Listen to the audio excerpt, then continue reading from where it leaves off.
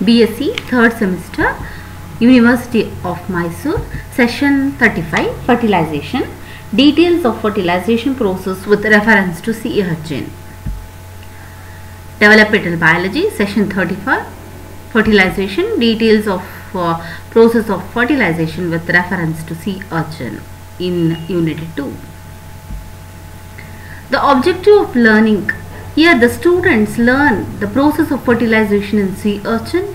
In that they learn about the approach of gametes, the role of fertilizing and anti-fertilizing, and they also learn about the gametes and their role. And here the students are able to learn about the process of fertilization in sea urchin, the steps involved in the process of fertilization in sea urchin.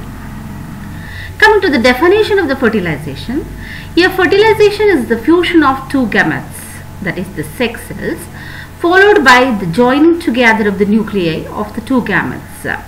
So the union of male and female gamete is called as a syngamy, and the union of the two pronuclei, that is male pronuclei and female pronuclei, may be termed as karyogamy.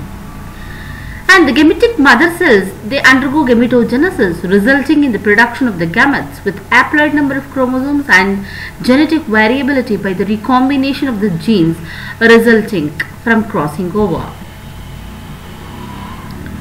The steps that are involved in the process of fertilization in sea urchin is the approach of gametes, the role of fertilizing and anti-fertilizing, the gametes and their role.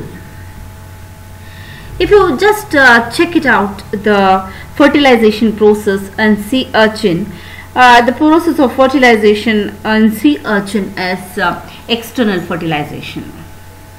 So I told you, after the maturation of the gametes, the parents discharge their sex cells, the gametes, into the surrounding media, because it is an external fertilization and the fertilization takes place externally and the gametes are discharged into the water. And the fertilization, if the fertilization is internal, then the male introduces the spermatozoa into the genital duct of the female at the time of mating or copulation. But here, in the case of fertilization in sea urchin, it is external fertilization where the gametes are released into the water. And this figure shows the egg envelope. They further increases in the sizes of the female gamete and a large sedentary target for the male gametes, and sometimes they help to attract or they activate the spermatozoa to the egg. And this jelly coat, that is fertilizing of the sea urchin, activate the sperm motility and they agglutinates the sperm. You can just see the egg of the sea urchin before maturation and after maturation. So another important things that is we see in the fertilization of sea urchin is the fertilizing and anti-fertilizing reactions. So what is meant by fertilizing and what is meant by anti-fertilizing?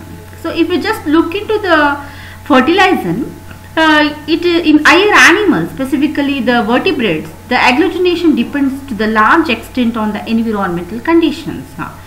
On certain chemicals such as fertilizing, which was discovered by one of the scientists, that is Lilly, which is generally present on the surface layer of the egg.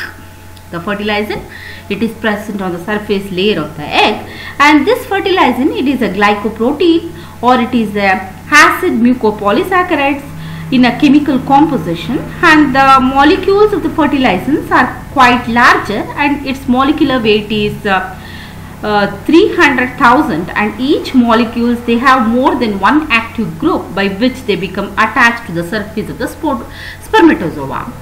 So another chemical that is substances that is present on the surface layer of the cytoplasm of the spermatozoa, it is an anti-fertilizant and it has got a molecular weight lesser than that of the fertilizant, and the molecular weight of anti-fertilizant is 10,000, and this anti-fertilizant can be extracted out of the spermatozoa by heating or by freezing the acidifying the water. So when you just look into the fertilizing and anti-fertilizing reactions between they account for both the agglutination of the spermatozoa by the egg water and addition of the spermatozoa to the egg membrane or the egg surface.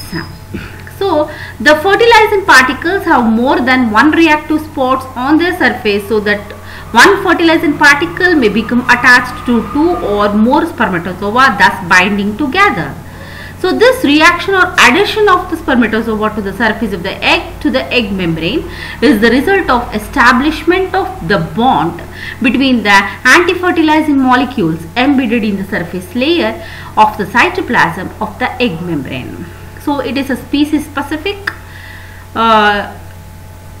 between fertilizing and anti-fertilizing reaction, and the importance of this fertilizing and anti-fertilizing reaction is it initiates the sperm identifies the egg by fertilizing and anti-fertilizing reaction, and the reaction between fertilizing and anti-fertilizing, as I told, it is a species specific, and fertilization between different species is prevented, and sperms contains the lytic substances which break down the egg coat by holding together the many sperms on the surface of the fertilizing and anti-fertilizing reaction, and it ensures the production of sufficient quantities of lytic enzyme to dissolve the egg membrane. So this is the important what is the fertilizing and anti-fertilizing in case of sea urchin.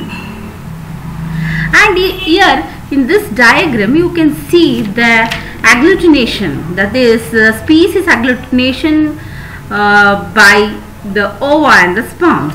What is meant by agglutination? So agglutination means in most of the animals it has been seen that the presence of the ripe ova or even the water in which the ripe ova of the same species have been lying for some time, and the spermatozoa becomes adhere to the surface of the egg and even to each other. So this reaction is usually visible within few seconds, and the spermatozoa, they seem to clump together head to head, or less commonly the tail to tail. So this addition or agglutination of the spermatozoa to the ova of the same species is studied in case of the sea urchin.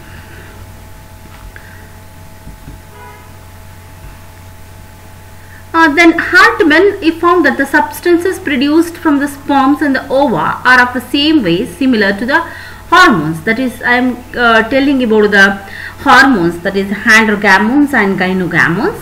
And before that I have to tell about the approach of gametes. As I told, both the eggs and the spermatozoa, they are discharged into the surrounding water or media, and after spermatozoa has been introduced to the genital duct of the female in case of internal fertilization, and the first step is to encounter the approximation of the egg, and the swimming movement of the spermatozoa brings about the encounter, and the movement have been carefully studied in case of the fertilization in sea urchin eggs, which occur with both the eggs and the sperms as released into the sea water.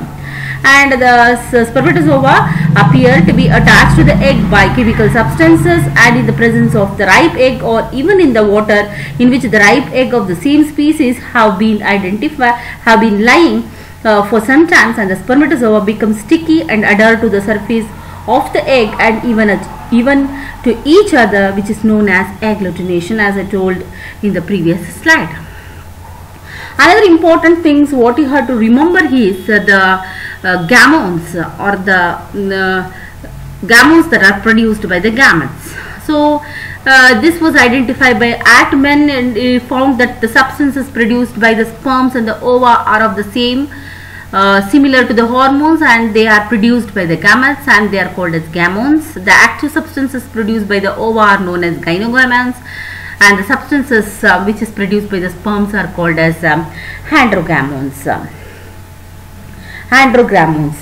And on the basis of the current interpretations, it appears that there are two gynogamons and two androgamons. you see in case of sea urchin. One is gynogamon 1. What the function of this is to activate the sperm to vigorous swimming movement, and the gynogamon 2, it makes the surface of the sperm head sticky and may that be a factor in adherence of the sperm surface to the egg for sufficient time to initiate the penetration, and the fact that it is also causes the sperm cells to stick together or to agglutinate seems incidental. Another type of gametes similar to that of the hormones is androgamon 1 and the androgamon 2, which androgamon 1, it inhibits the active sperm movement. The spermatozoa contain a minimal amount of energy producing material, so that their potential kinetic energy is strictly limited inactivity until the critical time arrives, and it is important. And the androgamon 1, it enforces the inactivity until its action is nullified by activating effects of the gynogamon 1. And androgamon 2, it is also responsible for dissolving of the outer egg membrane and thereby facilitating the penetration of the sperm cells. And these gyno and androgamons corresponds to the fertilizing and anti-fertilizing respectively.